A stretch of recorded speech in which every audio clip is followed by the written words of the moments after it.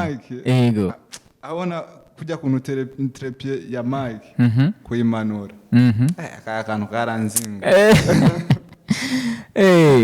nice kintu nibuka umunsi wa mbere njya muri studio kumanura Mike kweri kubera ki batagufashije ariko anige so nyene urumva ukuntu narime ninjiye muri chambre ninjiye nkaho nyene ndi kamiri nyene ego kandi nanjye sinarinzi ko hari akantu kaza kuncangirayo producer Alexo arandeka ndashika arabona ko nyene ndamubwira ati ngwino ndakwereka akantu ego ndamwereka arabyo ndavuga jambo nsigara bwenge na kino myaka ariko gaca ubwenge no mu bijyago gacisha make taya nakamanke karafuta mwikota barakota nibyo benshi baragashaka ko ntigakangwa n'ibiguruka hari benshi kabenze kandi bafise amabenze sino kubesha woba wigo nze kumona nakunze zaba wihe nze beshi bambera ngo ntacyo mfise kuko ngurondegwa nabifise rukundo zirakanenge love bo tubatwenge abazi ko rumuribwa muri washa mbatwenge yes sir uti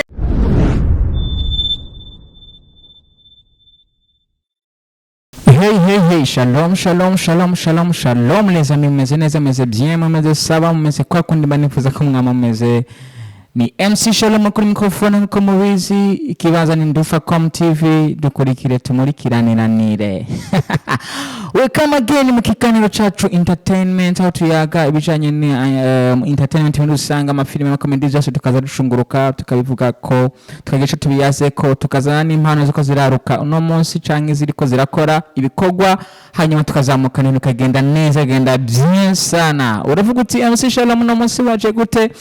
naje kumubona mwana yuko mfise umutumira komeye cyane mfise umutumira itavyorosha bana yatwambaye uno munsi kabisa uravuga uti none umuntu ninde reka ndamuramutsa aca twidondoranya dushunguruke sivyo none kandi twadukumburanye bro amahoro cyane amahoro mumeze neza safi kabisa bana hatari sana watwambariye mwana watwambariye bro abatakuzi ubidondore kuko je ndakuzi ariko hari nabandi bakuzi ariko si bibi widondoye oya naribi kweli wegeza ka microphone amanitwa Sizzo Sizzo niko banyita kimuziki abavyeyi nabo banyise Nduyimana Samuel Sizzo Sizzo meze neza Sizzo ndashima nyene ndaho nyene Sizzo Sizzo amavuko yiwaje ni hehe jewe amavuko yanje ni Bubanza City bana ahantu hashushe mani ndahaheruka ibintu ntijoroshe ntiyaboro yes no munsi ndashaka tuyage gatoya tuyage Sizzo mbega ninde Sizzo ninde ageze ngaho no munsi ariko nivyo ashaka kuba yaraciye hacanke hariya ndashaka kumenya Sizzo ninde muri rusange yo mvuze Sizzo twumva Sizzo ni umurapper umurapper kuva Bubanza umurapper kuva mu ntara ya Bubanza ntanziza ya Bubanza ariko dusanga rufise abandi baraperi benshi kandi Bubanza barahari kubera iki Sizzo yumvise yoba mu rugo rwego ama serious nimba umuziki ari impano umuntu asiga ikimwiruka ko ntasiga ikimwiruka kabisa that's why umuntu twumvishe gatoya kabisa twumvishe gato cenyotegwa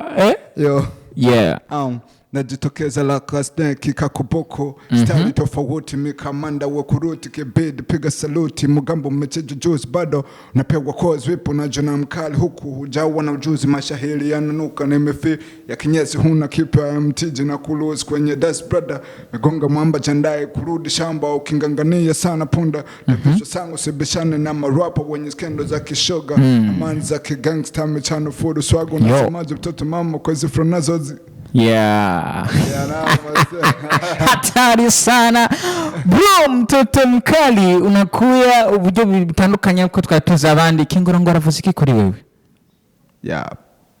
so kingorongoro n'umurapper kandi mwiza birabashoboka ukamwumviriza sometime nkuko numviriza abandi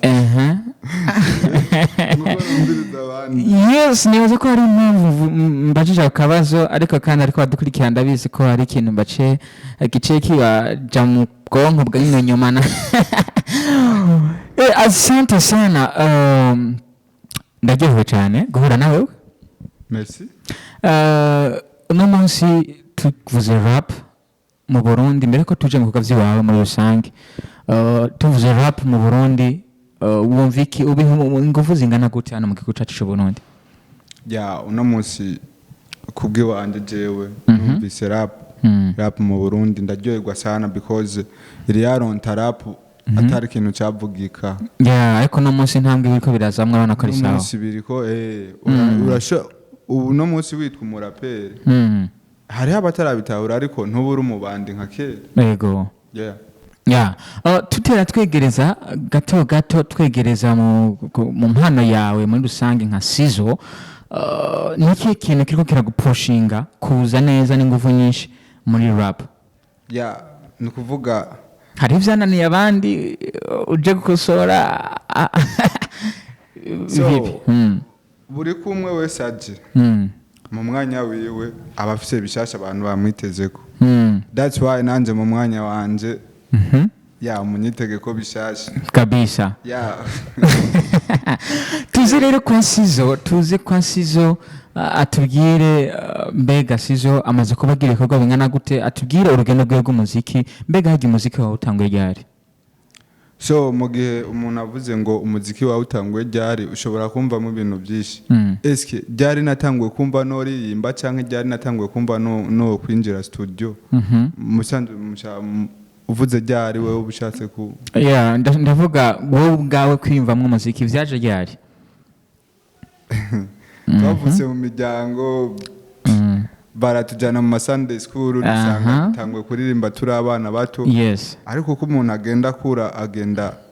afata ama decision bivanye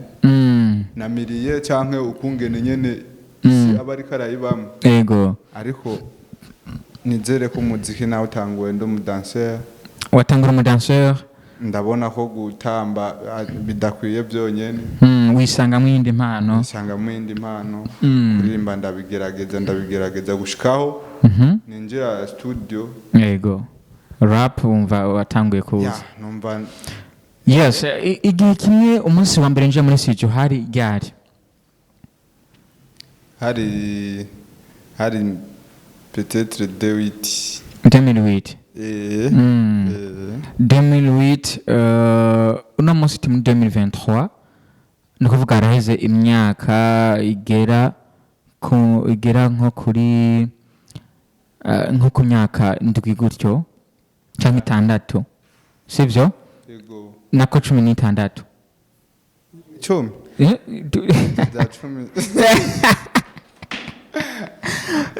haraheze nk'imyaka igera kuri 5-6 gutyo utubwire mbega umunsi wa mbere winjira muri Sizzo imbere ko tuja mu bikorwa vyawe muri rusange tubivuga ko wigiye winjira muri Sizzo ikintu wibuka coba cyaguteye ubwoba canke cyagukanguye kontu uravuga uti komenga ninjiye mu bintu nikihe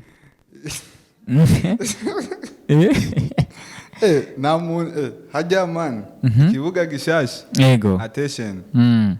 kweli ninje muri studio nasanze umuntu ahejeje kuririmba yari umutipe muremure sana yego yani rero kumanura mic yego abona kujya kuntu trepie ya mic kuyimanura aka kantu karanzinga nicyo kintu nibuka umunsi wa mbere ninjira muri studio kumanura mic kweli kubera ki batagufashije ariko hanige so nyene urumva ukuntu narime ninjiye muri chambre ninjiye nkaho nyene ndi kamiri nyene yego kandi nanjye sinarinzi ko hari akantu kaza kuncangirayo producer Alexo arandeka ndashika arabona ko nyene ndamubwira ati ngwino ndakwereka akantu yego ndamwereka arabinkorera aranyereka ati yana n'ahandi hantu uzogenda tuvuga ati ndamaze kunjya muri studio kabisa. Uravuga ko bakunyuze barakwinjiza neza mu mwuga cyangwa neza mu bintu, ndavuga ibintu bijyanye n'umuziki. Uvuze Alexo. Ya Alexo Mix. Ya avuze iki kuri wowe n'undi we niwe mukorana?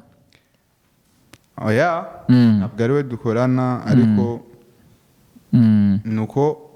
byarashyitse nyine urazi umuntu murakorana bigashikoka ugahindura. Yes, uno munsi Sizzo Sizzo afise ikorwa bingahe, amaze ugera ku ndirimbo ziga kuri zingahe? So indirimbo ziwanje je nyene ndamaze kuririmba indirimbo zitatu. Yes. Zibiri zifite amasanamu na audio kandi afite ama featuring menshi. Jewe unsabye ngo dukorane sinshobora kuvuga ngo nigikorwa ciwanje ngo ndagikonte ndagishire mu gitigiri c'ibyo nakoze. Oya. Aha, icyo ni kija mu bikorwa by'iwawe wakoze, ahubwo nibaza ko kija mu bikorwa by'abandi baba barakoze aho na cyane nabo bagusabye. None Sizzo, uno munsi ugeze ku ndimbo zitatu, bagutora gute imbere ko tuca twinjira mu bikorwa byawe bishasha? Bagutora gute? Bagutora ku mbuga izihe? So urashobora kuntora kuri Facebook, YouTube, izina ni Sizzo Sizzo. Ego nta n'ikindi kintu ciyongera ko ni Sizzo Sizzo inshuro zibiri nyene. Sawa umva ko vyoroshe, ndaza kugaruka ndabakangurira abantu bose kwitaba canke kuja kuraba ivyo bikorwa vya Sizzo Sizzo nshashana kuri Facebook, YouTube n'ahandi hose nko mwumva ariko arabitubwira. Tugaruke rero ku gikorwa cawe gishasha. Acho catumye no munsi dukoranira hano yemwe shengera muri ko twumviriza. Igikorwa cawe gishasha ni song yitwa amasanamu yitwa Sumuribwa. Sumuribwa kubera iki? Ninda ataribwa canke n'umuhubu utaribwa, mbega n'umwomba tutaribwa, mbega n'umukembe je mvuka ahantu bita iyo ruguru muri irare hano tujya imikembe, n'umukembe utaribwa. Vipi umuntu acumva iyo title yumva iki? So ucumva ko atari umuribwa nyene. Nimumve ko bro muza nubyumva nyene ko ataribwa man. Ndikuvuga ngo nimumve ko ataje mwibeni basi. Yes. Nimumve ko atari umwe yaranguwe ngo aze mwibeni ngo baba mu bro hari. Asante sana. Yuriri beni mu bisanzwe. Sumuribwa. Okay, Sumuribwa indirimbo ije ku nguvu zidasanzwe. Sumuribwa indirimbo ya Sizzo Sizzo. Indirimbo Sizzo Sizzo 31 ikabirarangiye. Muri Sumuribwa amajambo arimwo wavuze yuko ego no kumenya ko atari umuribwa, ariko tashaka kumenya neza na neza Sumuribwa kubera iki waririmbye Sumuribwa? So niciyumviro nyene. Yego caje gute? Byaje ryari? So mukota nyene muri quartier ashanye nyene kubona umwana ari umwanya nyene ari sexy. Abanegeri rero bagaca bamufata uko atari. Bashaka kumufata uko atari, bashaka ko nyene menshi sana. Bakagenda afite izindi target ibiki. Nyene nk'umunegeri nawe urashaka kuva ati ndashaka kwinspira nkakora iki. So ariko wowe wacuvuga ukavuga uti no les amis ntabwo ari umuribwa. Sumuribwa siko biri umwana mureke. Na Sumuribwa. Sumuribwa tucisha ko gatoya.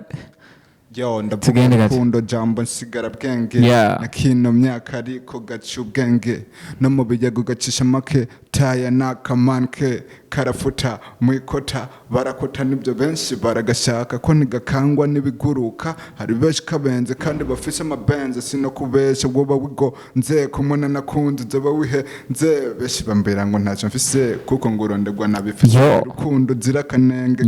love botu batwenge abazi kuri umuribwa murosha mbatwenge. Yes sir. uti abazi ko kuri umuribwa barihenda nyemera murusha amazi ndabatwenge ni Sizzo Sizzo turi kumwe twatsi umuriro tuza wowe ko dukurikirana bandanya udukurikire isegonda kurindi ibintu byose na gatoya Sizzo umurundi w'umurapeur ashaka kuba kwinspira cyane mu barijene dufise hano muri rap mu Burundi ninde shaba legend bariho kweri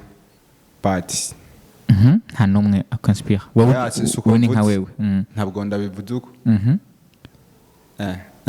nabamvuze ngo rap yo mu Burundi ntaciri oya bariho ni benshi ni kandi nibakomeze bakora ibirenze kugira natwe tubone ngene bariho muriho na muriho yes umurapper wundi atari umurundi ashaka ari ku rwego rwo hejuru ashaka kwinspira ninde shamani nta muntu abura umwinspira kweli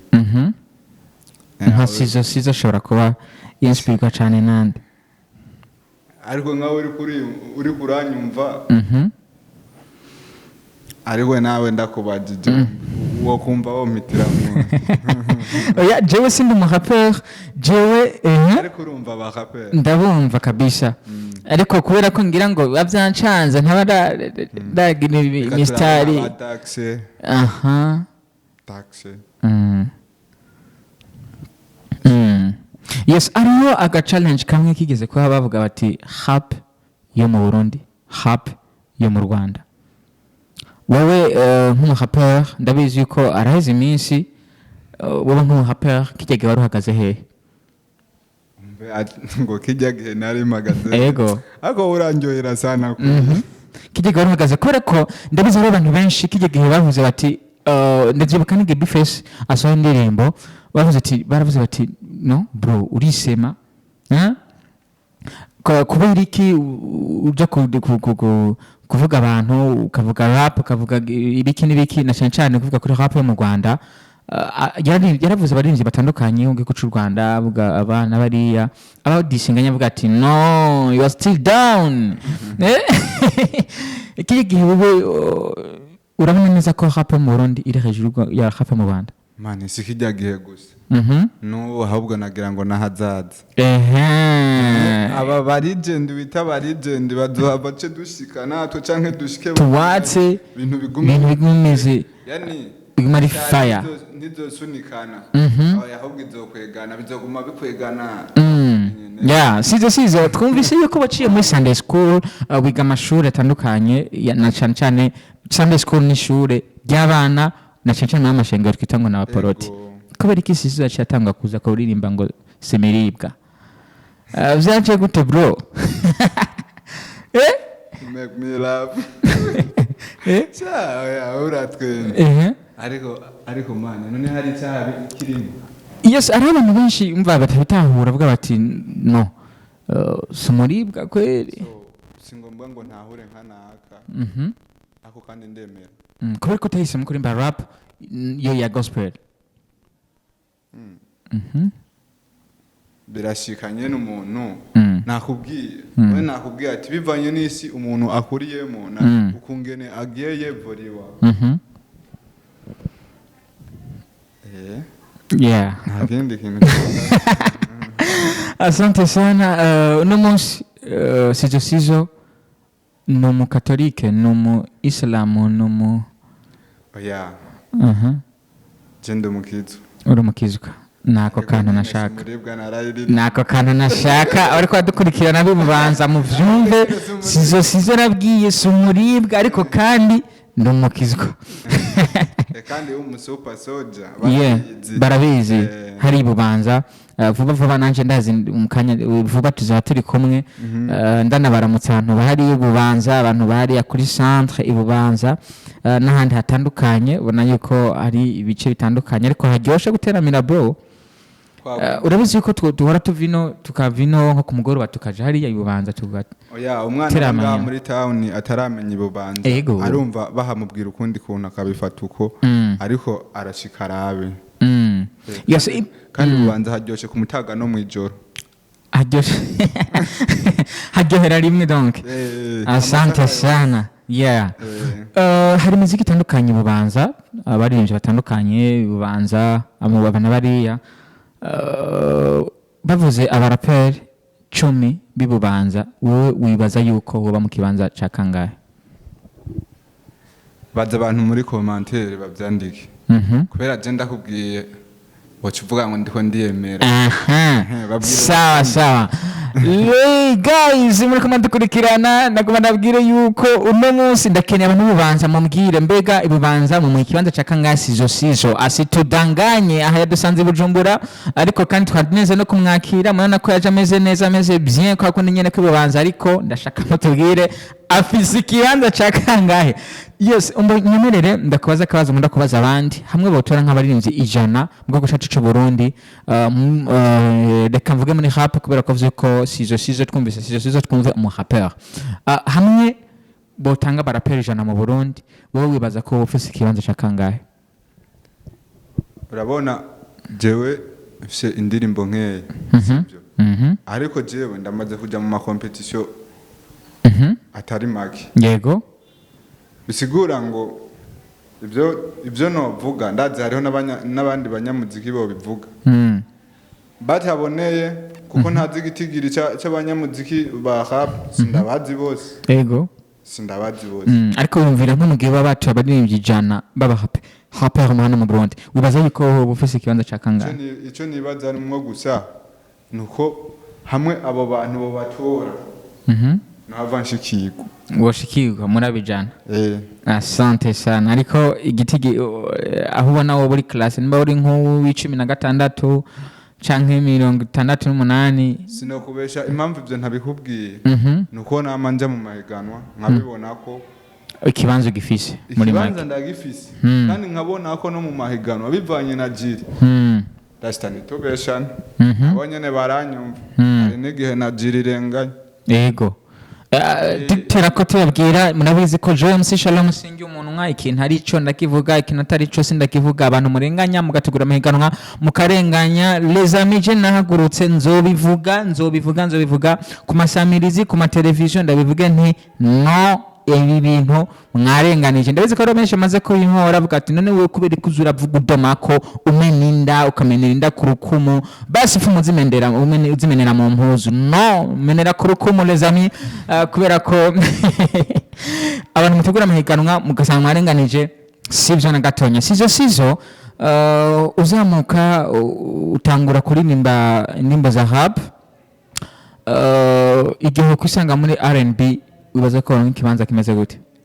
So R&B nayo irashoboye awurambagije ngo Sizzo muri future yawe igihe byohinduka usanga gute nimba no musi imeze fresh none nkobo nogira isanganya ngaho no byifatamo gute sinoja mu bitaro nyene nkagwara bikaba bibaye musanzwe uvuga uti uvunitse yiga ucumbakira bana umwe kandi muri R&B ucutangwa nyene ibintu bikaka bikagenda neza kwa kundi fresh ariko wibuke ko ndavyemara ngako ndumuraperi sindi wa wundi wa mufarisayo afana tu oya jenda bikora tugaruke muri sumuribwa twabonye mu Queen video ameze neza niki kintu bibaza ko cakugoye muri indirimbo sumuribwa ni ndimbe ifite amasanamu meza abariko badukurikirana musimbire ko mwaneke Sizzo Sizzo sumuribwa by Sizzo Sizzo mukorekere ko murabi ko gaciza ca Sizzo Sizzo utubwire niki kintu bibaza ko cakugoye muri ya video so biba bigoye urabizi biba bigoye because twarateguye turaheza turarondera ibikenewe byose tumaze kurondera ibikenewe byose abantu bari bakenewe surtout les filles baragwaye mu bari bateguwe baragwaye bamaze kugwara no kuvuga umwe yaragwaye agwara ku munsi wa kangahe umere credit twapanze ko dushutinga muri SMN turegeze imbere ubundi n'ubundi acaragwara turavuga ariko nitwoguma twegeze imbere tuzoba dusanga twegeze imbere so that's why yari kujamo abasitomi barenga umwe canke babiri mugabo ntibyakunze banyine uko mushimira yadufashije kujya nyene yabikoze neza abatarakurikana iyo ndirimbo basimbire ko wacerewe bro nawe sister nawe brother nawe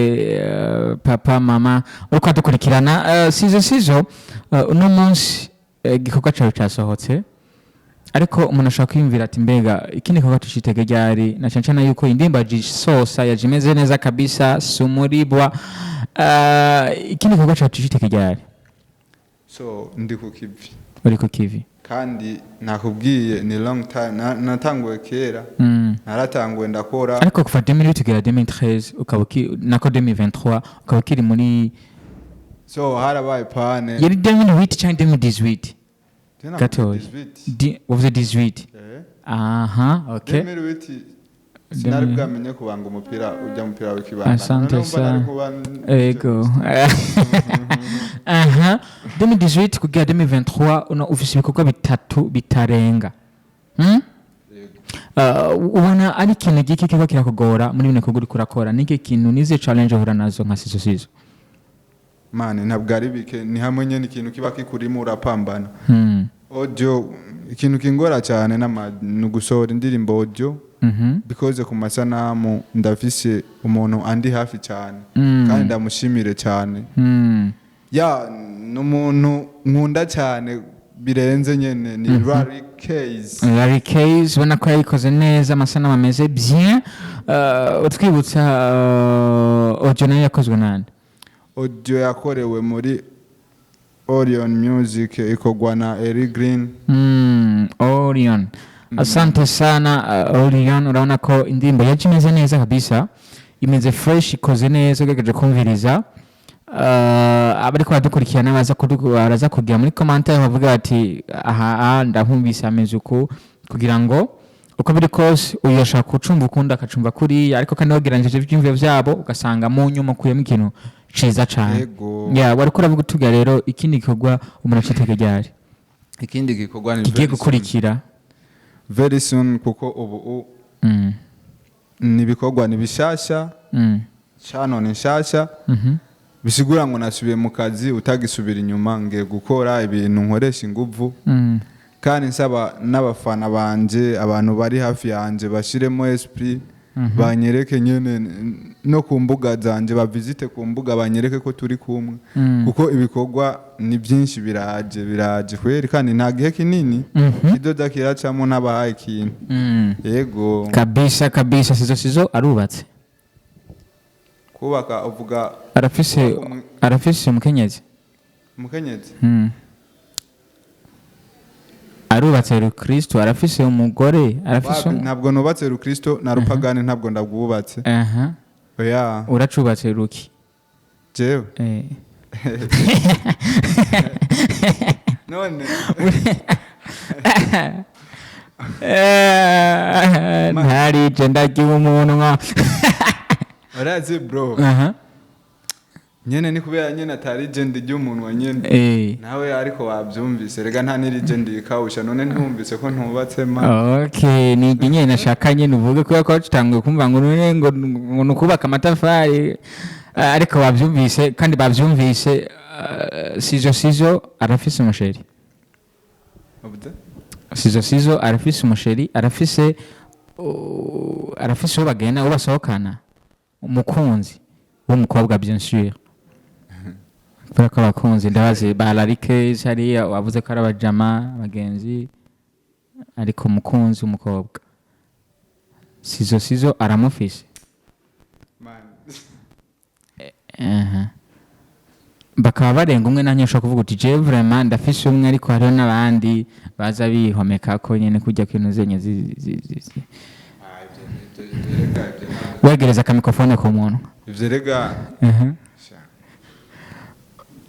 birashika wapi ntawe wapi yo ahubwo rero hariho nakandi gazina abantu bazi ko ndi serious boy urazi mbeko bazi ko ndi serious man serious boy bagace banazira akana k'Imana nta bintu byo kwiyanduza reka impuzu nizo twambara twanduza n'imitima kwanduza byose. Asante sana mwatumvise ko atari umuribwa si umuntu koza muza nyene mugira ko si umuribwa Sizzo Sizzo ibintu ntibyoroshe na gatoya tugenda tuzamuka Sizzo Sizzo hari indirimbo zishika kuri 3 ziriko guhagarikwa na sense kana kanya nyene tuvugana hari n'izindi ndirimbo zigika kuri 3 zingahe nyene zigeze hagarikwa na sense ivyo abakurikirana amakuru bariko barabibona akunda kacishijemo kubera ko je nkamsisha no mabana maze kubibona ni kumvira ibintu kure tukacishemwo wavyakiriye gute abantu mwandika indirimbo mupfa kuririmba abantu hatari sana kandi abaraperi menga barakorwa ko cyane turaririmba nyene je nkaje urabona je mu buzima bw'iwanje je nize maintenance nukuvuga muri maintenance twe twize gukora ibintu by'imashini no kubikoresha je uramutse umbwira ngo ingingo yafashwe na leta ndayakira uko manje ni nasumuribwa ne bavuga ati sumuribwa weshira hiki kuramwo ndoca nsohora ati murabyemerewe wivu ariko ubona bafashe ingingo nziza canke cyane kubijanye n'imico by'igihugu cacu imico nakaranga by'igihugu ufatiye ku mico y'igihugu nakaranga wabifashe uko muri rusange ibyo bisunze byose ko vyafashwe na leta na Jesse mbisha kweli Sizzo Sizzo niwe yandika indirimbo jewe je ndandika ni je niyandikira kweli indirimbo zose ni uziyandikira ndandika mugasi nshobora gusohora ekri atawundi muntu ndayereka urandika ariko ugasaba consultance ukasaba umuntu akabucisha mu ijisho akaraba ariko ibintu ameze neza iyo bavuze yuko indirimbo yanditse nabi yamaze gusohoka uyu muntu wumva aba yakoze ikosa rimeze gute nk'umuririmbyi umuntu akarisohora indirimbo ariko yayisohoye bakamubwira ngo indirimbo yawe yanditse fo bivuzwe n'umufana umwe canke abantu bose benshi bakabihurizako atari vyanditse kupendereya ngibiki canke kuvyugwanko ariko benshi bakabihurizako bakavuga ati indirimbo n'ukuri ntabwo yanditse neza kuko ndabizi n'aba ba legend tuzi abande tuhora dukomansa kavuga tuti iyi ndirimbo wapi azumva ego ni beat imeze neza kandi waje nk'ijwi y'umurinzi kadusanga tuzi ariko iyi ndirimbo wapi ntiwayicariye ngo yandike neza wowe iyo wari babwiye umurinzi nkuko kandi indirimbo yamaze gusohoka urumva yuko umurinzi yakoze ikosa rimeze gute babivuze ku muririmbyi atarigera aririmba neza babivuze ku muririmbyi atarigera aririmba neza byo kumvikana ukuntu ariko ku muntu amaze kuririmba neza bakamubwira ati bro today vraiment umuzigo wasarishije mu Kirundi abakurambere bacu bavuga ngo nta vyamavyera birashaka gushika wewe ibintu kabizana uvuga ati jewe ukuntu ibi bintu reka ndabibaha abantu mugabo gaje usanga nyene birashitse mugayo uri umuntu nari kuvyumva iyo abatana rimwe araririmba fresh ariko n'umuntu yamaririmba fresh no munsi birashitse nta vyamavyera birashika mugabo vyiza ujya muntu aririmba baramutse bamubwiye abafana ati ibi bintu wapi ifo yo caraba akahindura asante sana tuko turangiza kino gano cyacu kibaye gito mana yanje uyu mwanya nawe nyene birabigoye ariko ni bon ariko ni sawa ndabizi yuko ni jambe tukwakiye muri Ndufacom ariko nizera yuko atari ryanyuma sijya ko n'ibikorwa bigiye kuza bishunguruka kwa Sizzo hanyuma tubandanye dukora umuti ibintu bigenda neza turangiza ubwira akajambo kamwe abantu ko dukurikirana ugira ico babwiye ubibutse naho bashaka gukura ku mbuga ahatandukanye so akajambo kanyuma no babwira nuko boja ku mbuga zanje ni YouTube Facebook n'izindi mu minsi zanda iPhone ndazikreye kandi ndiko ndaronka inguvu zo kubikora byose baje ku mbuga bandike ni Sizzo Sizzo ku mbuga zose bakore s'abonner bakore partage bakore commentaire bambwire ingene ibintu bariko barabibona nico nohindura ntibagira isoni bambwire naso hama ndashimira abantu bandi hafi ndashimira abantu bambwira uko babona because hari abantu baja inbox bakambwira Sizzo bimeze ukuntu ifo ubigenza uko yani bakambwira ibyiyumviro nanje bimfasha bakomeze bambwire ntibagire ngo ndashavura iyo bariko barampanura bakomeze bambwire yego sawa asante sana Sizzo wakoze kutwitaba wakoze kubana natwe umuntu uriko dukurikirana andika SIZ2 na O uzandike kabiri hanyuma usanga no muri ndi twari kumwe yaraberewe cyane bro waruberewe na watwambara ikuntu nyene ibintu by'ikimilitaire bivanze n'ikiblanc asante sana mwese mwakoma dukurikirana bizikoma muri benshi mudahengeshanya kudukurikirana ni Ndufacom TV nkurikirana ko muri kire kora kwa kengero taruga hafyonde gango ntihagire notification nimwe izo gusima ni Ndufacom TV online yari MC Shalom kuri microphone ganiro yari entertainment cyo tubana n'ikindi gete tishwe n'ivyaha ciao shalom